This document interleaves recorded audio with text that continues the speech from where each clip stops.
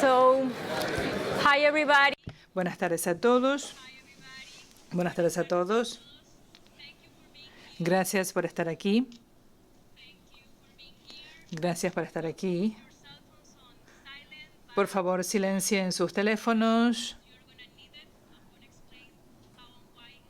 Bajen el volumen, pero no los apaguen porque los van a usar y les explico en unos momentos. Soy Claudia Palacios, soy periodista y escritora. Hoy estoy aquí para moderar este debate sobre uno de los principales desafíos que está presentando ahora América Latina. Me refiero a la migración en masa de Venezuela. ¿Por qué decimos que es uno de los retos más importantes de nuestra región? Esta es la razón. Más de 3.700.000 personas se han ido de Venezuela. Imagínense el tamaño de la población de un país mediano. Se han ido de su país escapando la dura realidad de la vida en Venezuela. Este éxodo es el segundo más grande del mundo después del éxodo de refugiados sirios. El recorrido que hacen estos venezolanos hasta llegar a su destino es peligroso. Caminan miles de kilómetros, a veces cruzando selvas, a veces a pie, a veces sin alimentos, y llegan hasta Argentina, Chile, Perú o tan cerca como Colombia y Ecuador.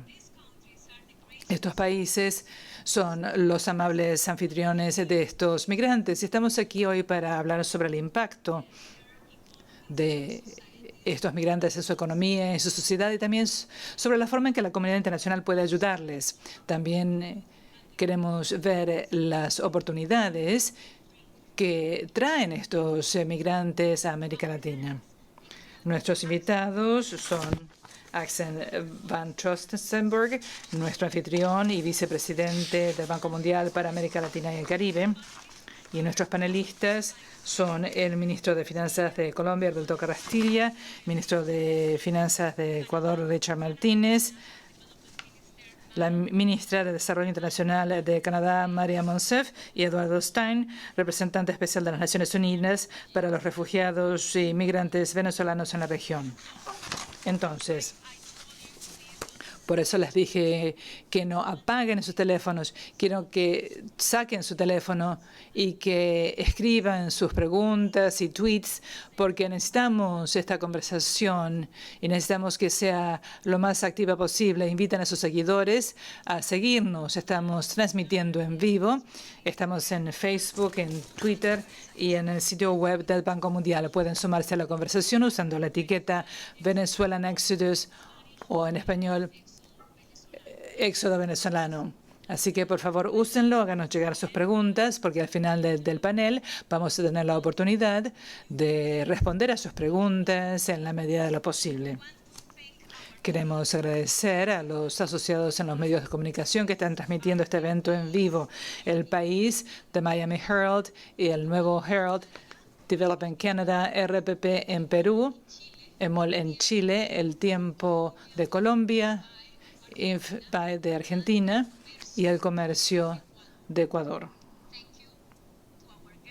Gracias a nuestros invitados que ya están conectados con este evento. Para las personas que están en la sala, tienen tarjetas en sus asientos. Úsenlas para escribir las preguntas y entréguenselas a las personas que están en la sala.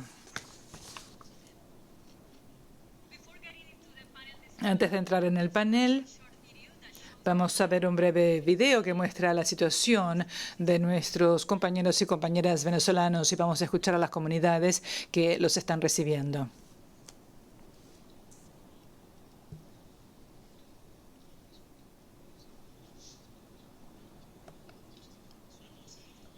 O sea, 2 semanas prácticamente para llegar a Ecuador.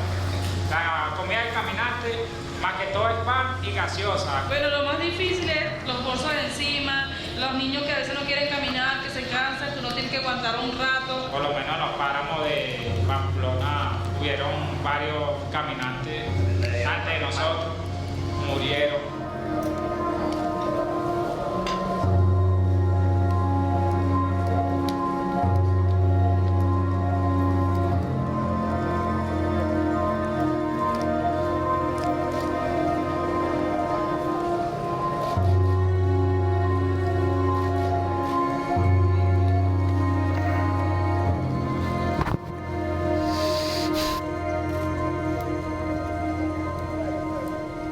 Los migrantes vienen a pie, mujeres muy delicadas, mamás a punto de abortar, o señoras con las piernas muy hinchadas, imposible de caminar, personas mutiladas que no podían seguir más su camino. Están llegando en una pobreza extrema, pero que no tienen prácticamente absolutamente nada, ni para un pañal, ni para la leche, ni para la ropa, ni para nada, que no encuentran absolutamente nada. Muchos me dicen que están comiendo a veces de las basuras en la calle y eso, y es un drama social muy grande.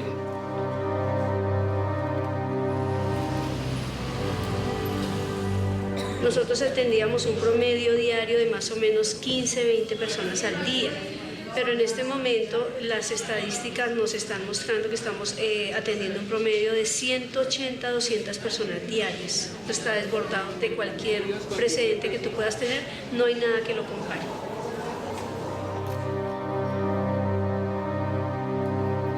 Yo dejé todo, mi casa, mi profesión, mi familia. Yo soy abogada y me iba muy bien. Los estudiantes venezolanos, primero son chicos que vienen completamente tristes, vienen dejando toda su parte, primero material y luego su parte sentimental.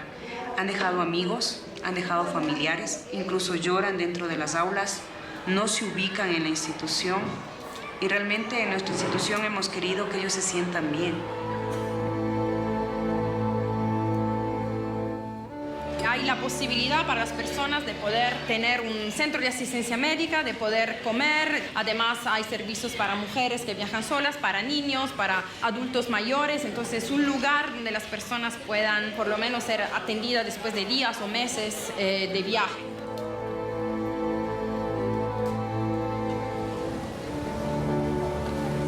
Salimos con nuestras maletas, pero dejando nuestros corazones allá. Es importante el apoyo de todos los países, ya que no es fácil para nosotros sentirnos solos. La proyección que nosotros tenemos es colocar academias, poder recibir a todas esas personas que desean aprender a jugar el béisbol y el softball.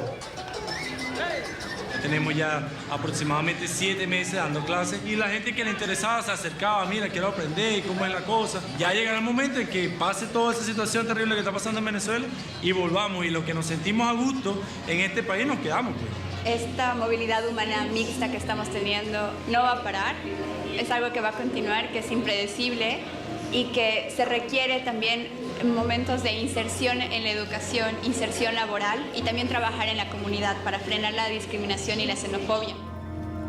Si se soluciona mi país, me iría caminando otra vez a mi país.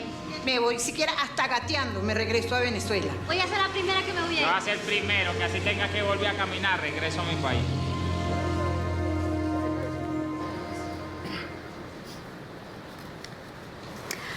This testimony.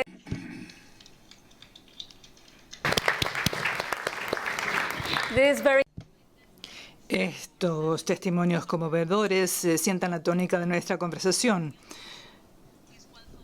Vamos a dar la bienvenida a nuestros invitados, a nuestro anfitrión, el señor Asa van Trotzenberg. Buenas tardes. En los últimos 10 años, lamentablemente, hemos visto algunos de los desplazamientos más terribles, como en el caso de Siria, de donde se fueron más de 5 millones de personas. En los 2 últimos años vimos el éxodo en masa de Myanmar a Bangladesh, y ahora vemos el éxodo de venezolanos. Y la razón por la cual queremos poner esto de relieve es que la gente no puede imaginarse que este era el país más rico de América Latina hace un tiempo y ha caído en un pozo profundo de miseria económica y social, y 3.700.000 venezolanos se han ido de su país y más les siguen todos los días. Y creo que esa es una de las cosas que tienen consecuencias, además de lo que vieron en el video, la miseria, el sufrimiento humano. También ven la respuesta internacional. Lo que ha sido impresionante ha sido la respuesta de gobiernos latinoamericanos de recibirlos y de hacer todo lo posible para darles cabida. Y también eso implica un costo enorme. El costo en Colombia asciende a 0,5% del PIB, lo cual es mucho para que los gobiernos puedan financiar. Y lo que lo distingue de la crisis de Siria o de Bangladesh, por ejemplo, es la atención que atrae y también el apoyo que atrae en el plano internacional. En el caso de Siria, vemos que ha habido bastante apoyo a países como Jordania y Líbano y también a Turquía a nivel bilateral y multilateral. Y ha habido un enorme esfuerzo para movilizar, en particular, donaciones o financiamiento no reembolsable. En el caso de los Rohingyas de Bangladesh, solamente el Banco Mundial ha podido proporcionar donaciones por medio de la AIF a Bangladesh. El problema que estamos viendo es que en América Latina uno no piensa que pueda haber estos problemas, uno no piensa que estos países de medianos ingresos puedan abordar este problema por sí solos. Entonces no se convierte en un problema mundial. Y eso es lo que enfrentamos ahora, que lamentablemente se está convirtiendo en un problema no solo regional, sino mundial, en particular si este éxodo continúa. Y tenemos que ver cómo movilizar apoyo internacional. No me refiero a apoyo internacional en el sentido de conmiserarse con la situación de la gente, porque al fin y al cabo estas personas necesitan ayuda y alguien tiene que movilizar esos recursos. Y yo creo que ese es el principal reto que tenemos ante nosotros. ¿Cómo podemos de manera adecuada proporcionar el apoyo que necesitan estas personas? Muchas gracias. Para entender la magnitud del problema, me gustaría que los ministros del Ecuador y Colombia tuvieran a bien hablarnos del impacto sobre sus economías y sus sociedades. Comenzaremos con el ministro Carrasquilla. Mire usted, ha habido varios estudios que se han hecho sobre diferentes estreses que está causando la migración venezolana en la economía colombiana. Sobre el mercado laboral ha habido efectos, así como en las cuentas fiscales, presiones en materia de seguridad en el sistema de salud, como vimos ya en el magnífico video que acabamos de ver. Así que si sumamos todo esto, como decía Axel, la estimada es de aproximadamente 1.3 millones de personas que en Colombia, 700,000 más o menos han emigrado a Colombia durante el último año y la tendencia es sumamente importante al alza.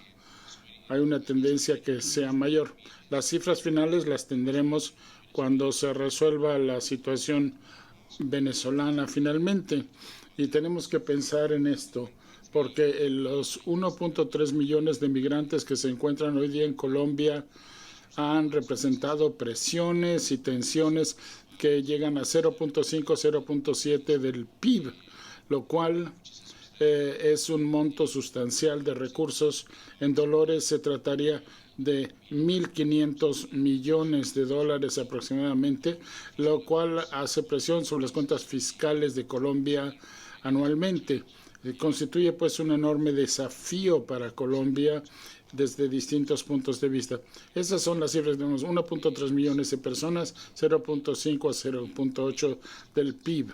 Esas son las cifras que tenemos a la fecha.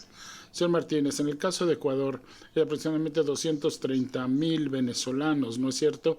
¿Cuál ha sido su impacto? Si me permite, voy a hablar en español. Sabemos que hay interpretación simultánea. Mira, voy a decir algo muy pragmático, de sentido común, pero que muchas veces nos olvidamos. Y es que para resolver un problema hay que encontrar la causa y el origen del problema. Y hoy estamos frente a un problema sobre el cual no podemos correr a su causa. Es decir, la causa es el modelo del socialismo del siglo XXI que se implementó en Venezuela, que se intentó implementar en el Ecuador, que se ha implementado en otros países y que conocemos cuál es el resultado.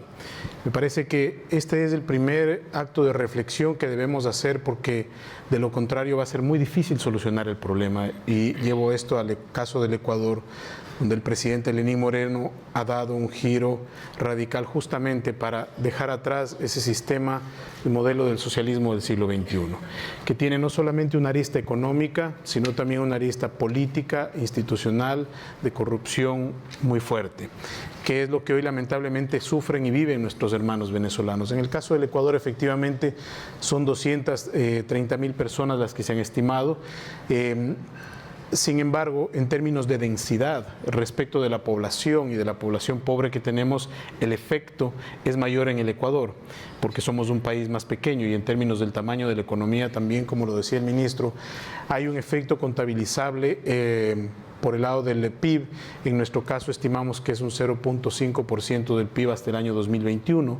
El año anterior hemos hecho un esfuerzo que supera los $70 millones, porque hemos debido ampliar la cobertura en términos de salud, en términos de educación y en términos de protección social.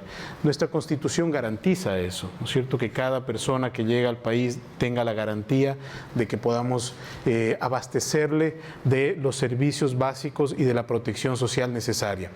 En este caso, más allá de las cifras, Claudia, creo que es importante reflexionar sobre lo que mencionaba Axel en el sentido de la visión que la comunidad internacional tiene respecto de este problema. Y me parece que todavía no hay una clara conciencia del efecto que esto pudiera tener en América Latina. Creo que los países tenemos que generar un compromiso mayor, sin lugar a dudas, para entender esta problemática y evitar pasar a un campo riesgoso como es el de la xenofobia, porque también hay unas dificultades de orden social que tenemos que administrar. Pero tú hablabas también de las oportunidades, de lo que nosotros hemos visto en Ecuador. Sin duda, hay un problema que tenemos que administrar, pero también es una fuerza laboral que se ha integrado de manera oportuna en ciertos sectores, sobre todo de servicios, que ha también mejorar la competencia en el campo laboral. Ahora, lo mencionaba el ministro Carrasquilla, aquí hay dos restricciones para enfrentar, al menos desde el lado del Ecuador, este problema. El primero, el fiscal. Hoy, como país, estamos haciendo una fuerte consolidación fiscal justamente para restablecer los equilibrios fiscales, y frente a este escenario puede ser mucho más difícil la capacidad de intervenir como corresponde. Y el otro es una restricción de empleo, porque en la medida en que no podemos absorber la población que llega a la misma velocidad de la que se crean los empleos, empiezan a generarse unas tensiones sociales derivadas de ese fenómeno que hay que controlarlas, hay que administrarlas. Creo que el intercambio de experiencias en esto es muy importante. Ya ha habido reuniones entre los países, hay grupos conformados. Creo que el apoyo del Banco Mundial en esto es trascendental, con los estudios, el que ya hizo en Colombia, el que estamos por terminar en Ecuador ahora en junio. Pero en términos de cifras, siempre será un reto. Creo que hay que trasladar esa discusión hacia el reto humano, que tú muy bien lo has planteado, y sobre todo al origen y al corazón del problema, del cual tenemos que alejarnos, porque de lo contrario este problema no solamente va a ser de Venezuela, sino de muchos países en la región. Thank you, Minister. Beyond those hard facts. Más allá de esos hechos concretos, ¿qué hay en cuanto a las experiencias personales en el caso de los migrantes de Venezuela en Ecuador y en Colombia, ministro Carrasquilla? Porque todos nosotros sabemos, los que vivimos ahí, vemos a los venezolanos por las esquinas pidiendo dinero, tratando de vender artículos, solicitando trabajo, empleo, y es otro punto de vista que va más allá del punto de vista gubernamental. ¿Cuál es su experiencia personal al respecto? ¿Quiere usted mi opinión? Tengo una gran experiencia con venezolanos con quienes he tenido la oportunidad de trabajar. Es gente que hemos tenido fases de inmigración. Yo diría que la primera fase de inmigración eran personas con mucha formación, con mucho talento, con mucha productividad, que se integraron rápidamente al mercado laboral ecuatoriano. con incrementos de productividad rápida. Entonces, en el campo laboral, experiencia personal, he trabajado con al menos 6 personas venezolanas extraordinarias que además se han logrado integrar muy bien a la cultura ecuatoriana. Y luego, si traslado esa fase a una fase que creo que es la que hoy estamos viviendo, donde la migración es mucho más masiva y no distingue entre esas capacidades laborales, tú ya empiezas a ver el drama de cerca, ¿no? Estas personas que tú bien mencionas, que tus hijos te preguntan cada vez que vas en el auto, por qué estas personas nos están pidiendo las cosas, de dónde son. Es muy difícil explicar. El Ecuador tuvo un éxodo también fuerte en el año 1999. Te permite dar un sentido de conciencia histórica, pero también creo que es hacia allá, hacia donde debemos apuntar, porque muchas veces creemos que mientras estamos en el campo de juego nosotros somos los que tenemos que solucionar. Pero si tú observas el video, que es algo que vivió la comunidad ecuatoriana migrante en su momento, es que en las generaciones de los niños se trasladaba muchas veces la xenofobia de los padres y los niños no entienden por qué. Entonces creo que parte del programa que tenemos que trabajar, te hablo desde la experiencia personal, es educar a nuestros niños para que puedan acoger a los niños venezolanos, para que no exista discriminación de por medio y que puedan integrarlos fácilmente. Ese rechazo puede ser muy perverso y eso, al contrario de lo que pudiera esperarse, va a incrementar los cinturones de pobreza, puede generar condiciones de violencia no deseadas. Hemos tenido también experiencias negativas en el país, pero no creo que son categóricas respecto del origen de las personas, sino de las condiciones naturales socioeconómicas. And in your case, Minister Carrasquilla, en su caso, ministro Carrasquilla, quiero compartir su experiencia personal respecto a los migrantes venezolanos en Bogotá. Hicieron una marcha que fue pacífica, incluso casi festiva.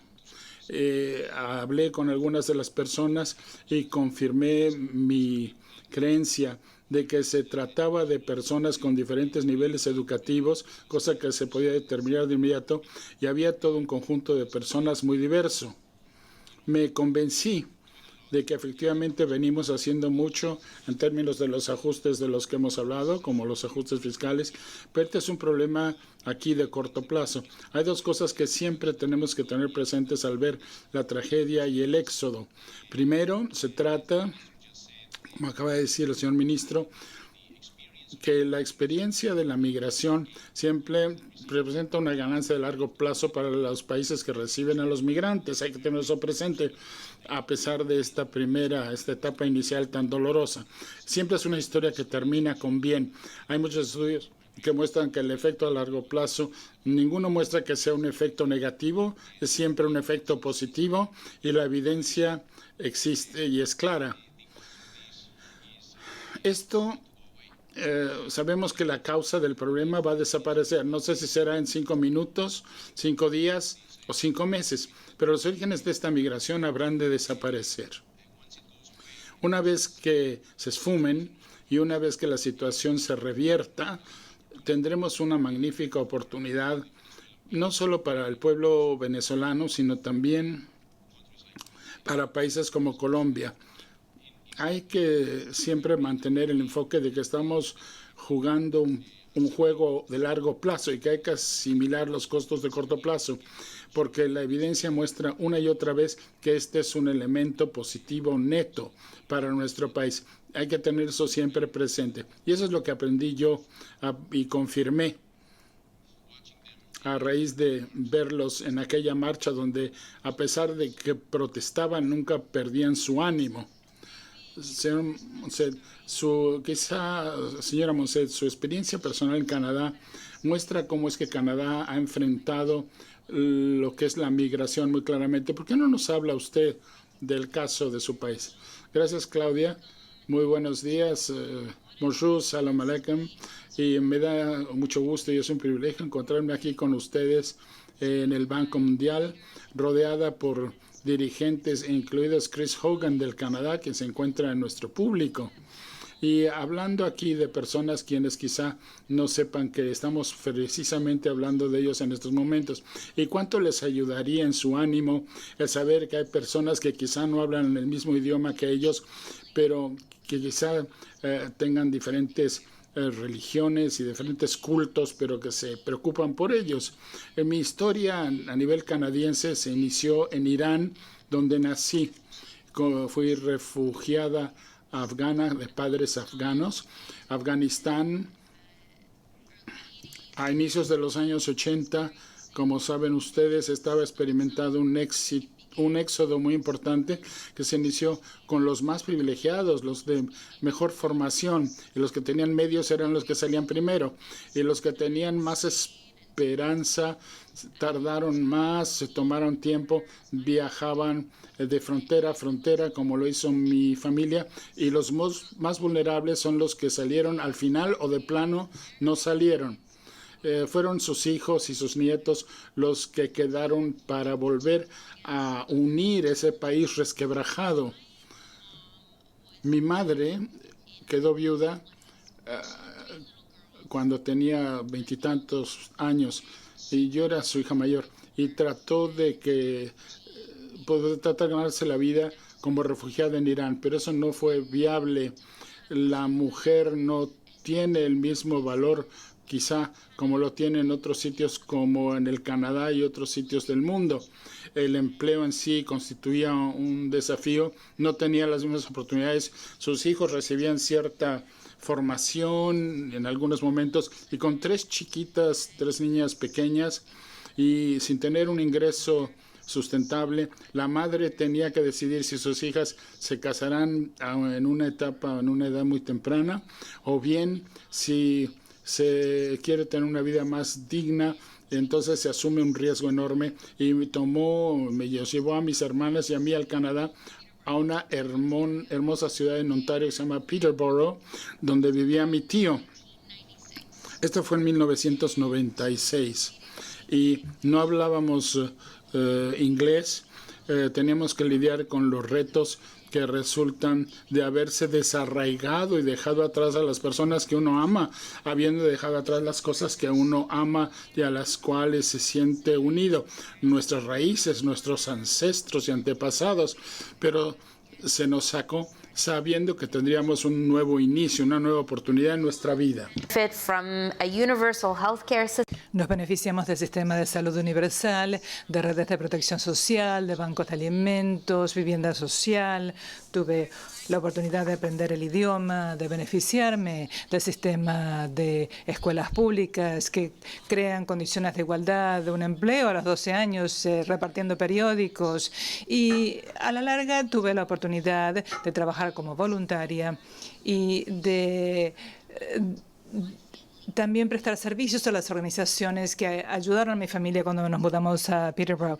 Recibí una educación avanzada porque había un sistema de inmigración para procesar todo eso, así que recibí un subsidio y en un país democrático como Canadá no solo pude votar, sino también pude colocar mi nombre en una papeleta y lo hice porque tengo una deuda con las personas que nos dieron una segunda oportunidad y también porque represento el 1% de los refugiados por ahora que tienen o que reciben las oportunidades que yo recibí. Así que para poder servir en el gabinete del ministro Trudeau y ser la primera afgana en el Parlamento canadiense, ser la primera musulmana en el gabinete federal de Canadá y tener la oportunidad de dar la bienvenida o recibir a refugiados sirios en Canadá y ahora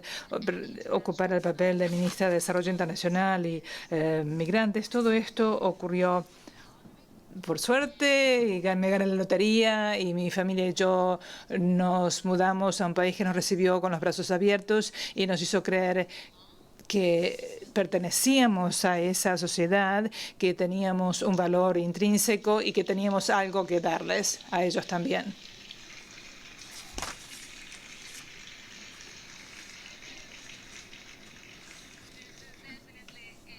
Definitivamente, este es un relato muy inspirador y muy útil para el tema de este panel. ¿Alguna vez se enfrentó con rechazos cuando trató de participar en el gobierno porque es migrante?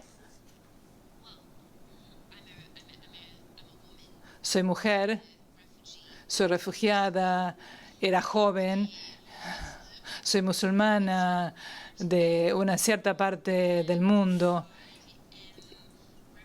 y represento muchos cambios que el statu quo está resistiendo. Así que he experimentado rechazos, sí, definitivamente. Hagan una búsqueda en mi cuenta de Twitter y verán todo lo que han dicho. Nunca había habido nadie como yo en el Parlamento y esto presenta desafíos. Yo soy una activista de base hippie convertida en política, así que eso también tiene su propia curva de aprendizaje. Afortunadamente, tengo una comunidad que me mantiene con los pies sobre la tierra, la familia que cree en mí y, lo que es más importante, me he beneficiado de tener un primer ministro que ha creado un espacio en torno a esa mesa para voces como la mía, que ve que es útil escuchar y que cree que es útil poner en práctica esas recomendaciones. Sí, hay dificultades, hay retos, como una mujer soltera con 3 hijos también tiene dificultades, una persona que se levanta a las 4 de la mañana para ir a trabajar tiene dificultades. Todos los aquí presentes están lidiando con algo en su vida. Yo he tenido la fortuna de tener muchos sistemas de apoyo y el trabajo que hago recibe el apoyo de personas como las aquí presentes. Y el primer ministro confía en usted mucho porque ocupa no solo un ministerio, sino también, no dos, también ocupa el Ministerio del Género. Sí, me ocupo de las mujeres, la igualdad de género en Canadá, en mi país, porque en nuestro país también tenemos trabajo que hacer. Y más recientemente, en realidad este es el primer mes que estoy en este puesto, así que por favor ténganme paciencia con las preguntas. Sí, me han pedido que me ocupe también del desarrollo internacional. Mi predecesor, el señor Vivo, es la primera mujer en Canadá en ser nombrada ministra de Agricultura, así que ocupo el cargo que ella dejó vacante mientras ella abre un nuevo camino. En cuanto al factor de género en la migración como figura, el primer ministro durante las elecciones, cuando se descubrió el cadáver de un niño en la costa, esto influyó mucho en la decisión de permitir el asentamiento en Canadá. Y cuando formamos un nuevo gobierno, una de las cosas que hizo el primer ministro fue establecer una comisión ad hoc para facilitar el establecimiento de sirios en Canadá. La meta inicial era 25.000 personas y hemos duplicado esa cifra en la actualidad. Y Canadá, como usted dijo, señor ministro, está en mejores condiciones. Hay oportunidades económicas y sociales al tener estas puertas abiertas. Todo lo que hace nuestro gobierno, el primer ministro nos ha pedido que apliquemos una lente interseccional de género. Así que, ¿de qué forma afecta este programa a las madres jóvenes solteras que se mudan de un centro urbano con 2 hijos en nuestra comunidad y que tiene una comunidad para ocuparse de ella, a diferencia de cómo afecta esto a una mujer ya mayor, con una discapacidad, que no sabe leer y escribir y que no ha recibido una formación profesional en su país? ¿Cómo les ayuda a quedarse en Canadá? Y en cada paso, el primer ministro ha integrado esa lente en todo lo que hacemos, no solo en lo que hacemos en cuanto a la inmigración y el asentamiento de refugiados sirios y de otros países, sino también en nuestro presupuesto, en la contratación, en las evaluaciones. Es mucho trabajo, es un trabajo muy difícil, pero estamos creando la capacidad para hacerlo. Y si ven a nuestro ministro de Hacienda, Bill Morneau, pregúntenle sobre la presupuestación de género. Es uno de los principales defensores de este tema. Gracias, señora ministra. Vamos a pasar ahora a Eduardo Stein, como dije antes, es representante especial de las Naciones Unidas para los migrantes y refugiados venezolanos. ¿Cómo se compara la migración de Venezuela con otros movimientos migratorios del resto del mundo? Señor Stein. Gracias por la invitación. Y quisiera hacer un pequeño paréntesis.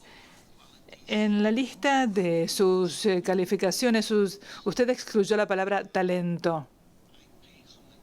Yo rindo homenaje a su obvio talento, porque esto es algo que en nuestra región, en América Latina, todavía estamos experimentando. La falta de reconocimiento y la falta de valor, no se atribuye suficiente valor a las mujeres. Así que felicitaciones a Canadá, que es un ejemplo extraordinario de muchas medidas de integración de personas de distintos orígenes. Y en este sentido, quisiera retomar 3 dimensiones que mencionaron ambos ministros antes. Una es que las causas fundamentales de las crisis nos dan estos resultados. En ACNUR y en otros estamos lidiando con los resultados. No se trata de una guerra interna como ha ocurrido en Siria. En Siria, otra diferencia importante es que había potencias externas que estaban entrometiéndose en la situación interna. Y la tercera dimensión es que en la crisis venezolana, aunque más que nada parece ser una crisis interna, también es una responsabilidad compartida de todo el hemisferio. Nosotros ya vimos los signos hace tiempo y no actuamos como región de manera oportuna. Habiendo dicho esto, la única otra crisis que conozco bien, que se parece en cierta medida a lo que está ocurriendo en Venezuela, es lo que ocurrió en los años 80 en Centroamérica, cuando más de 2 millones de personas fueron desplazados internamente o se trasladaron a otros países escapando de guerras internas. Eso no está ocurriendo en Venezuela. Hay otros elementos desencadenantes en ese país y en ese sentido no debemos olvidar que el problema continúa, que a una tasa de 5.000 personas al día siguen cruzando la frontera a países vecinos. Tenemos hombres y mujeres venezolanos en 20 o 21 países, en cantidades considerables. El más afectado es, por supuesto, Colombia. Y esto no desaparecerá, a pesar de que mañana mismo se logre una solución política en Venezuela, porque según la experiencia de otros lugares del mundo, los movimientos migratorios repentinos tardan casi 2 años en regresar para aquellos que quieren regresar. Pero no cabe duda de que muchos se quedarán en los países a donde han logrado establecerse. Así que América Latina en conjunto nunca será lo que era antes. Y desde este punto de vista, si quieren hacer comparaciones, yo recurriría a lo que mencionó el señor Carrasquilla. El ministro subrayó los horizontes positivos a mediano plazo. Fuera de la situación de emergencia inmediata a la cual es necesario prestar atención, los países receptores y los países de tránsito están viendo procesos de integración a mediano plazo. Y es en este sentido que la ministra Monset mencionó la cultura de integración. Incluso si hablamos el mismo idioma, con la excepción de Brasil, el continente latinoamericano, la integración cultural ya está desempeñando un papel muy importante, porque esta mezcla de experiencias a mediano y a largo plazo siempre es un elemento de fecundidad. Sin embargo, como fue tan repentino y las cifras son tan grandes y las complicaciones son tan grandes, los gobiernos de los países receptores y los países de tránsito están agotando el presupuesto y tienen instituciones abrumadas y sistemas de salud y de educación que se ven abrumados. Así que necesitamos urgentemente que nos tiendan una mano de afuera de la región. Señor Stein, alguien que envió una pregunta desde Perú antes, dice, ¿por qué los llamamos migrantes en vez de refugiados, hablando de los migrantes venezolanos? Porque, en opinión de muchos, la frontera o la distinción entre un refugiado definido desde el punto de vista técnico y un migrante, esa distinción se ha borrado bastante. El hecho de que muchos de los países receptores han, no retorcido, sino inventado nuevas formas de superar las leyes internas estrictas para dar cabida a estos influjos muy grandes y proporcionar la documentación apropiada a las personas que llegan sin papeles. De hecho, ha generado un fenómeno en el cual los límites entre el refugio técnico en el sentido clásico y la migración o el migrante está desapareciendo. Sin embargo, nos enfrentamos con un conjunto de necesidades extremas de aquellos que cruzan la frontera y, a ver, no se puede tardar todos estos meses que se necesitan en otorgar la condición de refugiado. Tradicionalmente, en algunos países llevaba más de un año lograr la condición de refugiado. Sin embargo, las necesidades son muy urgentes, las necesidades de aquellos que cruzan la frontera, una tasa de 5.000 al día. Y, por supuesto, en agosto hubo días en que más de 19.000 personas al día cruzaban la frontera. Así que hemos dejado de lado las definiciones clásicas y estamos tratando de ayudar a los países receptores, a las comunidades receptoras, a los gobiernos receptores, con las posibilidades que tengan los organismos de las Naciones Unidas y también por medio de organizaciones de la sociedad civil. Y en este sentido, la Iglesia ha desempeñado un papel formidable al ayudarnos. Así que hay tres fuerzas diferentes institucionales que han aunado fuerzas para atender estas grandes exigencias. ¿Esta situación depende de las Naciones Unidas o de cada uno de los países?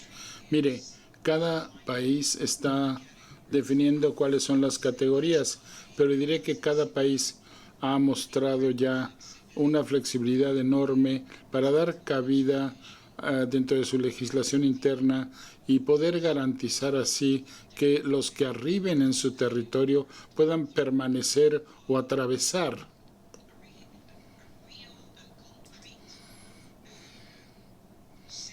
Un conjunto real y concreto de esfuerzos de acceso y de protección, mecanismos de protección también. Se trata de una verdadera generosidad que incluso a pesar de los presupuestos agotados o la sobrecarga sobre nuestros presupuestos, muchos de estos países aún llevan a cabo. Gracias. Ministro Carrasquilla, quizá puedas decirnos algo de cómo denominan ustedes a los migrantes o a los refugiados. Gracias por esto. Señor Bantrot, usted reside en Colombia y también en Ecuador, ¿no es cierto? Sí, en ambos sitios.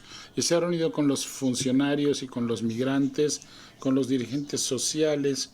Le pregunto, ¿qué vio? ¿Qué concluyó a raíz de esa visita? ¿Y cómo puede usted explicar el trabajo que viene realizando el Banco Mundial? Mire, visité sitios en los que estaban los refugiados venezolanos. Y una de las cosas con las que tienen que luchar muchas de las personas con su propia dignidad, porque han tenido trabajos y han tenido que dejar su país.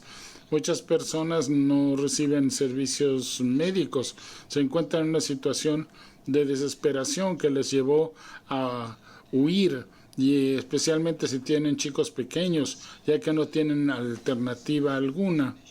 Bien, la definición de si se trata de un migrante o de un refugiado en realidad es algo que no tienen en mente. Más bien tratan de buscar nuevas alternativas, sobre todo cuando esto tiene que ver también con problemas de salud. Muchas personas habrían preferido permanecer en su país si hubieran tenido la posibilidad de hacerlo así. Para nosotros como organismo internacional, lo que hacemos es que tradicionalmente nunca nos metemos en el asunto humanitario, pero lo que estamos viendo hoy día es que se borra los aspectos entre lo humanitario, de seguridad. Y en este caso hemos estado pasando ya a este nuevo terreno. Para los países más pobres se ha creado una ventanilla de $2 millones en la AIF para dar apoyo a los refugiados. El mayor desafío es para los países de ingresos medios, sobre todo países como son Colombia y Ecuador, que se han visto afectados, puesto que no hay ventanillas para otorgar dicho apoyo. Así que estamos dependiendo de un fondo fiduciario, fideicomiso, que se creó como una facilidad de financiación temporal que ha estado dando apoyo a países como Jordania y Líbano, y Colombia será el primer país latinoamericano que habrá de beneficiarse del mismo. Pero todo esto dependerá obviamente del apoyo que den los donantes. Tenemos que movilizar más apoyo. Hay países que van desde Canadá al Reino Unido, los Países Bajos, que han contribuido a dicho esfuerzo, pero quizá tenga que hacerse mucho más aún. También estamos dando apoyo a los gobiernos de manera directa para sustentar este esfuerzo a través de nuestros proyectos de préstamo, y estamos haciendo un análisis dando el apoyo para ver cuál es el impacto que se tiene. Se trata de uno de los aspectos en los que no estamos trabajando solos. Este es un reto que afecta a la comunidad global toda, a los países receptores y anfitriones.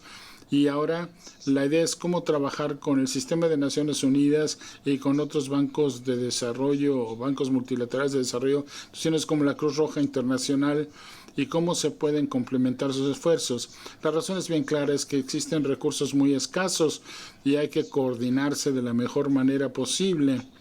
Sin embargo, el hecho desafortunado es que las necesidades han aumentado de manera enorme, y eso es lo que estamos viendo, ese tremendo reto.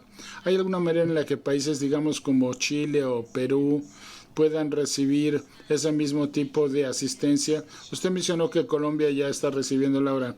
A través del programa de préstamos del Banco Mundial sería posible, contamos con los recursos, pero se trata de recursos concesionarios como son los donativos o fondos no reembolsables. Hay que depender entonces del apoyo de los donantes, y el reto estriba en movilizar dicho apoyo para los países de ingresos medios y ser justos a la vez, afirmando que los retos son enormes también para los países donantes, puesto que desafortunadamente existen de por sí ya muchas otras crisis en otras regiones del mundo. Las personas están luchando con esta situación. No es tan solo uno el problema. Hay muchas situaciones en las que lo que prevalece es aún más difícil. Entonces es ahí donde radica el reto. En cuanto a la financiación por el Banco Mundial, la financiación de deuda siempre está disponible. ¿Querría usted agregar algo, señora Monsef? Sí, como saben usted, el ministro Freeland, el ministro de Relaciones Exteriores, ha estado trabajando con el Grupo de Lima, que se reunirá el lunes y creo que han tenido más de una docena de reuniones ya para mantenerse al corriente de la situación.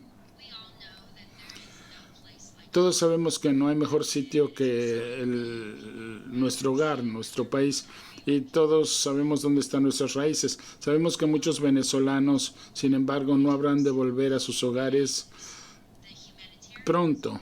La respuesta humanitaria es algo crítico, pero una respuesta de más largo plazo es necesaria.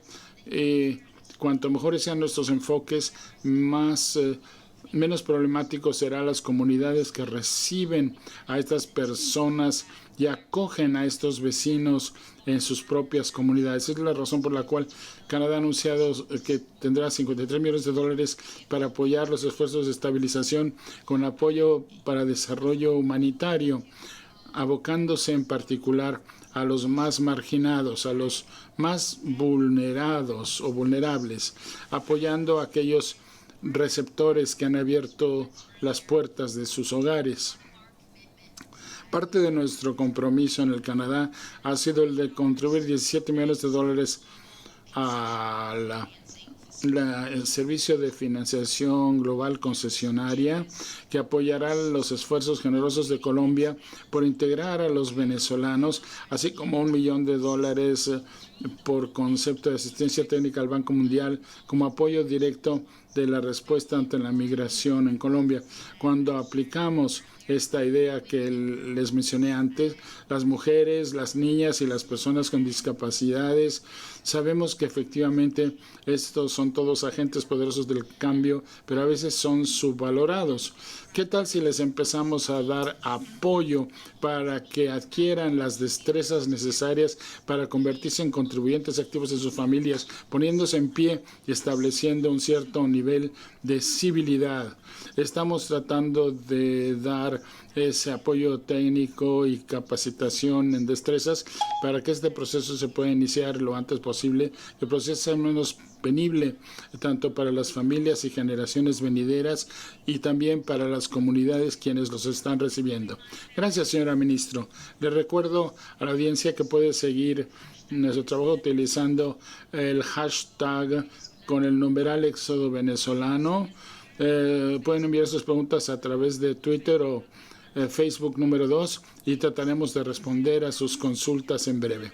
Ministro Carrasquilla, dijimos que Colombia es un receptor principal de los migrantes venezolanos. ¿Qué tipo de impacto ha tenido esto sobre el presupuesto de su país?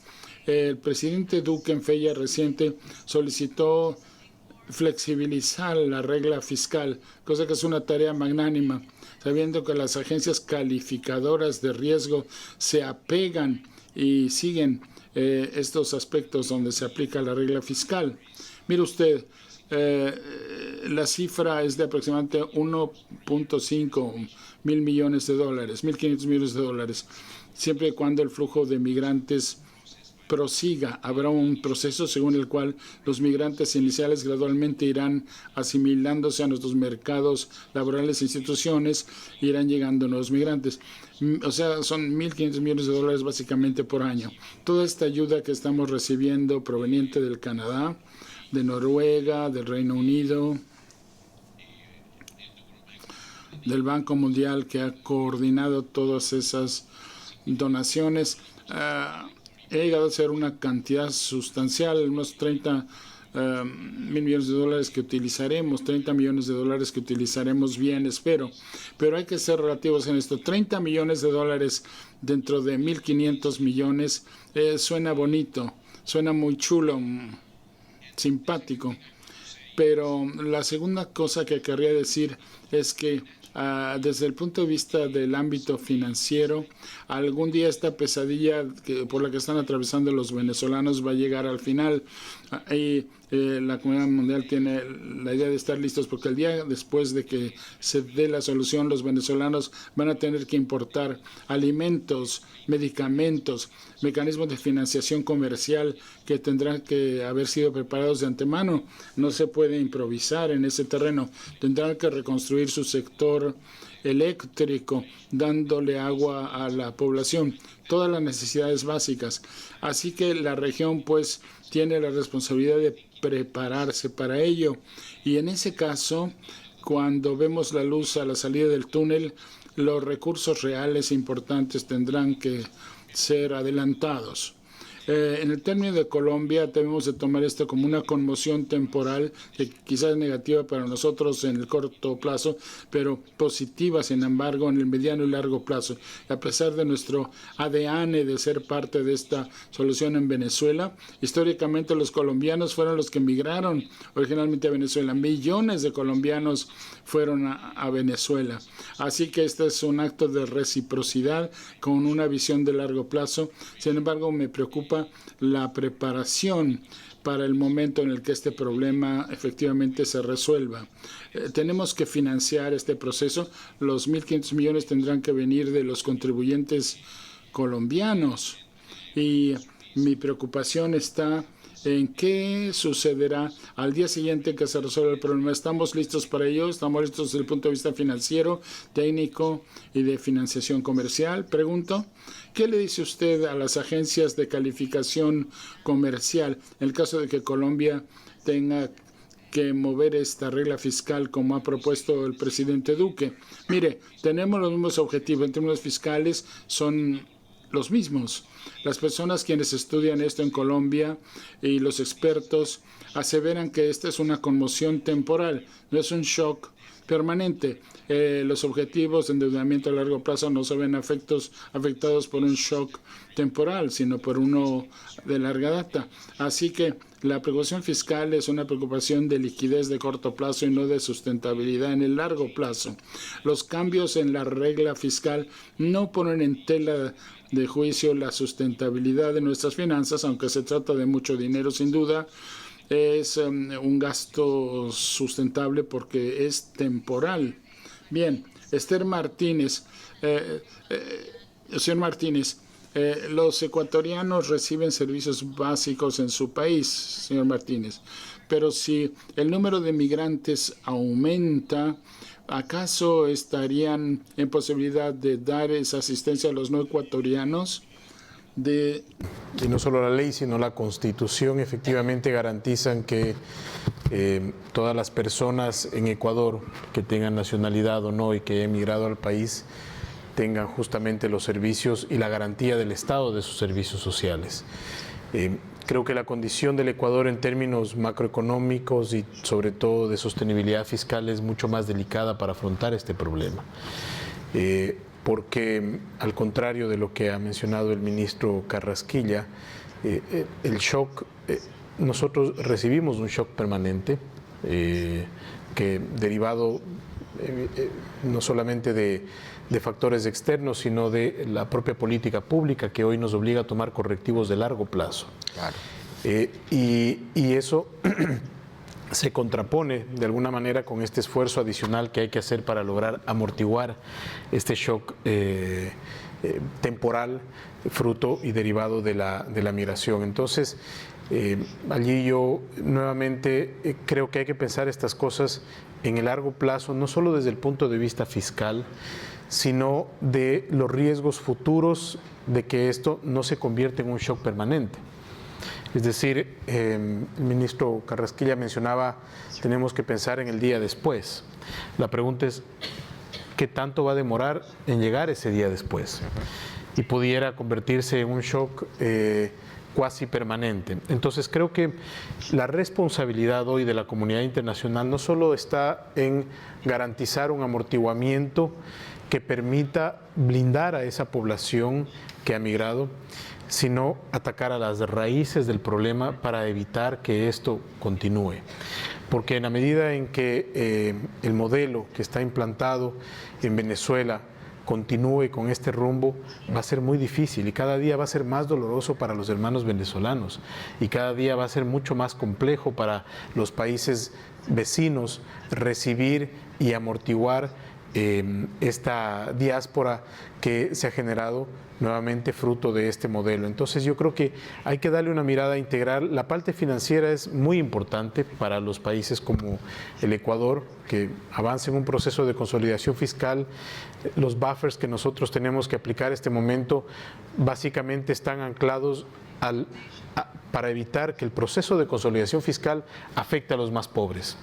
Y tenemos recursos de los organismos multilaterales que nos apoyan en ese sentido, ampliar las redes de protección social, solamente por el ajuste fiscal, la consolidación fiscal.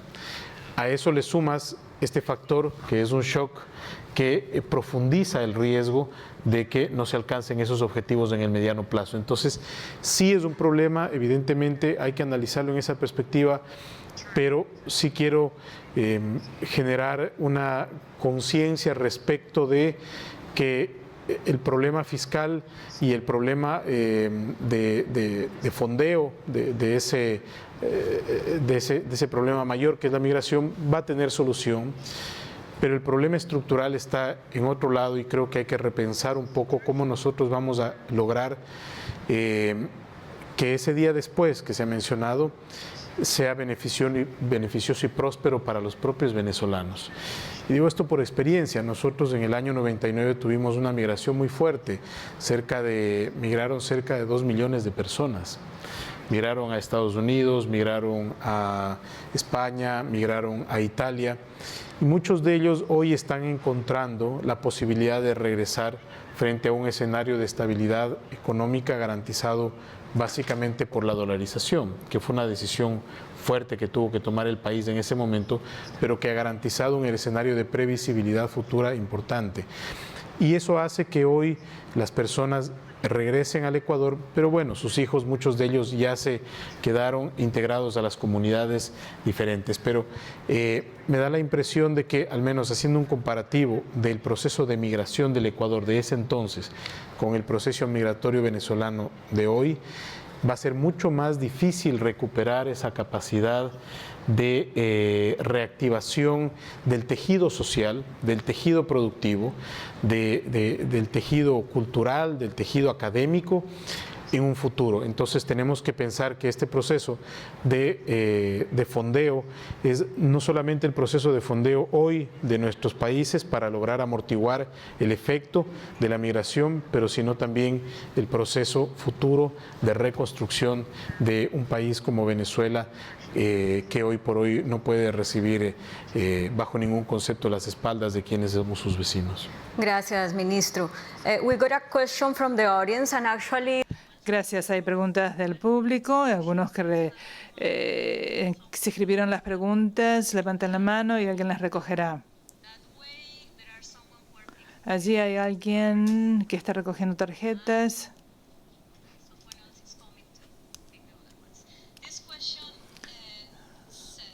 Esta pregunta dice, y se la dirijo al señor Stein, ¿algún gobierno, las Naciones Unidas o alguna ONG ha hecho una determinación de los conocimientos que deberían tener los migrantes para poder integrarse? Sí.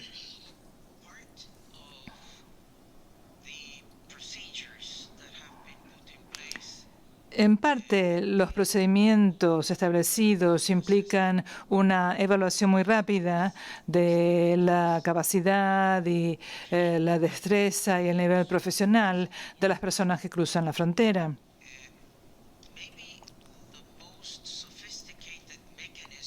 El mecanismo más sofisticado que se haya aplicado hasta la fecha es el de los brasileños, porque concentran en la oficina de la presidencia la coordinación de 11 ministerios y secretarías generales para tratar de separar con la mayor rapidez posible de las instalaciones de los cruces fronterizos a los venezolanos que van a otras partes del país. Los argentinos han hecho algo parecido, porque Argentina tiene enormes territorios deshabitados donde se puede usar personas con distintas aptitudes, no solo para la agricultura, sino también para otros oficios. Por lo tanto, hay una forma rápida para determinar las aptitudes técnicas o profesionales de los migrantes de ambos sexos.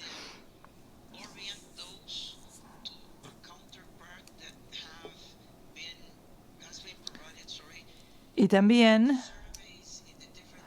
Se han hecho encuestas en distintos departamentos y provincias para indicar dónde hay necesidades técnicas y profesionales y a dónde pueden dirigirse las personas que puedan proporcionar estos servicios para que estas economías puedan crecer y prosperar. Así que con la mayor rapidez posible, los venezolanos pueden convertirse en agentes productivos en esas comunidades receptoras. Al mismo tiempo, tenemos que tener en mente que, por ejemplo, en el caso de los médicos, un tercio de los médicos venezolanos se han ido del país. ¿Y qué significa eso para el sistema de salud de Venezuela? Eso es catastrófico. Así que, por supuesto, cabe esperar que encuentren otros empleos. Y al mismo tiempo, vemos que, por supuesto, hay una brecha en el país que va a crecer en cuanto a la atención médica. Ministra Monsef, usted habló del trabajo voluntario que hizo cuando era refugiada, al poco tiempo de llegar en Canadá. Y al respecto, quisiera que respondiera a esta pregunta de Ana Peters, que viene por Facebook. ¿Qué iniciativas pueden poner en práctica los gobiernos para que sus ciudadanos no vean la llegada de venezolanos como una amenaza económica? Gracias por la pregunta de Facebook.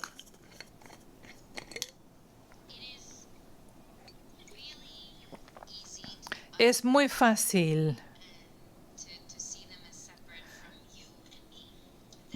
considerar a la gente como algo diferente de usted y yo. Y es aún más difícil recibir a alguien cuando uno mismo, y como decía el colega de Ecuador, cuando su propia comunidad está luchando, es muy difícil aceptar el requisito, la expectativa de que uno reciba a otros de brazos abiertos. Y es muy difícil mostrarle eso a los niños. Cuando llegué a Petersburg, no hablaba el idioma, mi aspecto era diferente al del resto de la gente, no tenía amigos y como era diferente, no me valoraban. Una de las cosas que el señor Black, mi maestro, dijo en ese momento fue que me hizo hacer una charla a la clase y con mi mal inglés me hizo mostrar la ruta que había viajado mi familia y enseñarle a los demás alumnos acerca de mi historia. Y como parte de los programas de género tenemos medidas para abordar la xenofobia y para abordar los estigmas sociales. En última instancia, lo primero es que uno llega, tiene que respirar, dejen que la gente respire, que se sientan bienvenidos, sean amables con los extraños y después llévenlos a repartir panfletos o se están buscando niños que vendan galletitas. Bueno, llévenlos con ustedes. Es lo que hacen las organizaciones de mi comunidad. Las organizaciones que dan abrigo a los refugiados hacen asados, por ejemplo, y nos piden que los ayudemos y entienden el valor de las personas nuevas que llegan, los llamen refugiados o migrantes, los valorizan. Cuando llegan, ven que son productivos y el devolver algo a la sociedad reduce el racismo, el considerar a la gente como otros. Como decía el ministro, hay que entender que tienen un valor, hay que valorizarlos y que pueden hacer contribuciones. Gracias. Estamos recibiendo muchas preguntas de la sala. Vamos a responder a otras en línea porque no tenemos mucho más tiempo. No sé si podemos responder una pregunta más. ¿Alguien del banco? A ver. La última pregunta.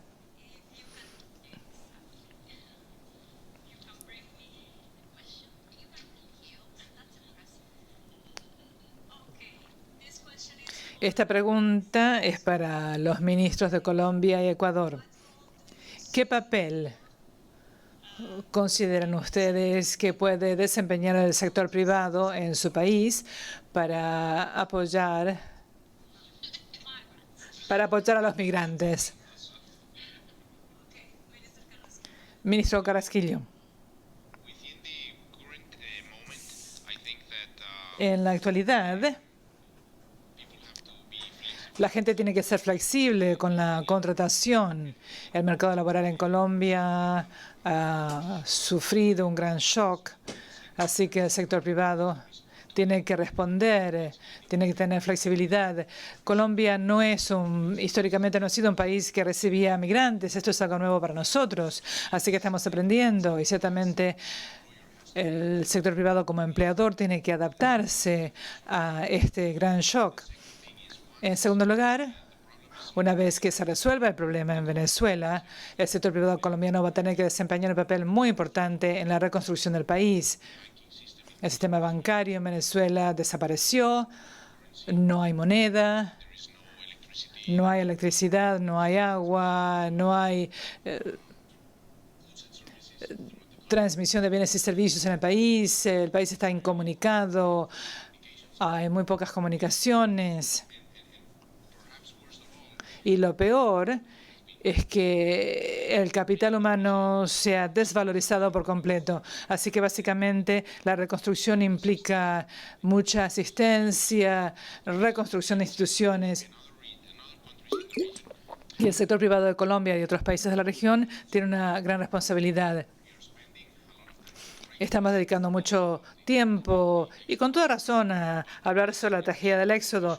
Y sí, deberíamos preocuparnos, deberíamos hacer todo lo posible, pero también tenemos que pensar a mediano plazo.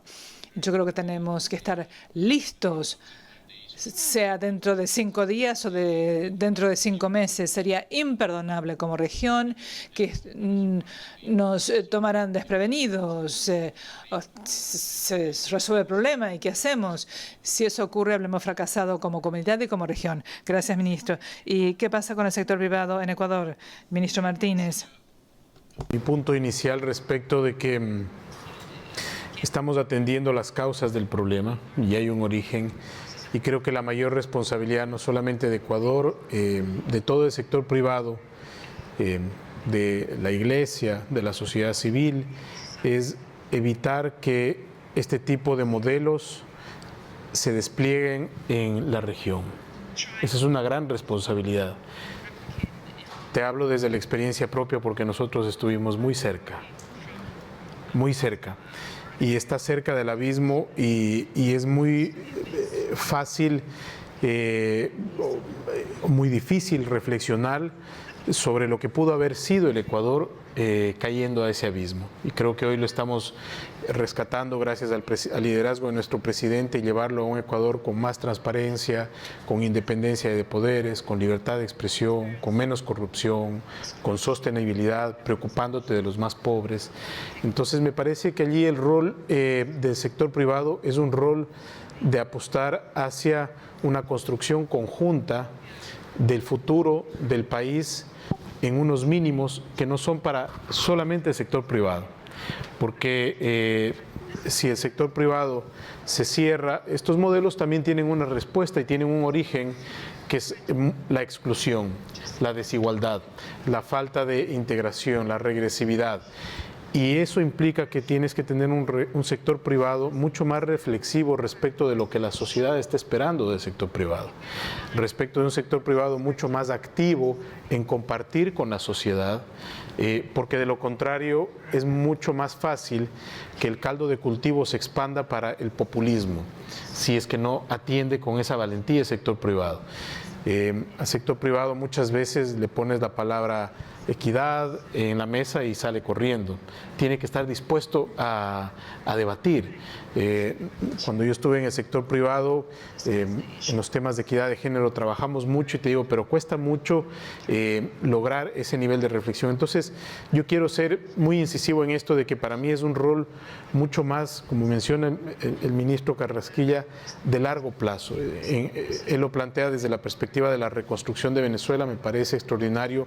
Yo le sumo esta arista de que debemos evitar que esto en el futuro se traslade a otros países. Y en la parte puntual de lo que estamos enfrentando, para el sector privado de alguna manera ha sido positivo recoger todo este capital humano de la primera entrada que incrementó la productividad, porque en Ecuador el marco laboral es extremadamente rígido y no permite capturar rápidamente los talentos, de tal manera que lamentablemente a costo de informalidad ha logrado dar algo de escape para que sobre todo las pequeñas y las medianas empresas puedan contratar esta gente con mayores aptitudes. Ya en lo de fondo, creo que el sector privado tiene una tarea todavía por repensar cómo articular ciertas políticas desde el sector privado con el sector público para evitar que en el mediano y el largo plazo las próximas generaciones de la migración venezolana queden excluidas de un proceso en el cual decidan regresar o quedarse en el país. Thank you, Minister. Our time is tight already, so I want... Gracias, se nos ha acabado el de tiempo, así que quisiera agradecer a los ministros y preguntarles... agradecer a los panelistas y pedirles que nos digan algo, nos dejen con una reflexión final. Quisiera agradecer los aportes de los ministros. La crisis dista mucho de haberse solucionado e incluso si, como dijimos al comienzo, mañana mismo se encontrara una solución política, aquellos que entienden bien los procesos electorales con supervisión internacional, que es uno de los elementos de la solución, estamos hablando de 8 o 9 meses para hacer los preparativos con una supervisión internacional apropiada. Así que el día después, en realidad es varios meses después, la reconstrucción del andamiaje de salud y servicios internos va a implicar la intervención constructiva, en el buen sentido de la palabra, de los países vecinos que pueden proporcionar ayuda temporaria a los venezolanos para que puedan volver a un funcionamiento razonable, a reconstruir su capacidad institucional. Y en tercer lugar, si continúan los flujos a la tasa actual, sin un cambio repentino, a fin de año tendremos 5 millones, sin contar los que ya están cruzando a diario por cruces ilegales. Hemos decidido que la ACNUR y la OIM no tendrán en cuenta los cruces ilegales porque incluso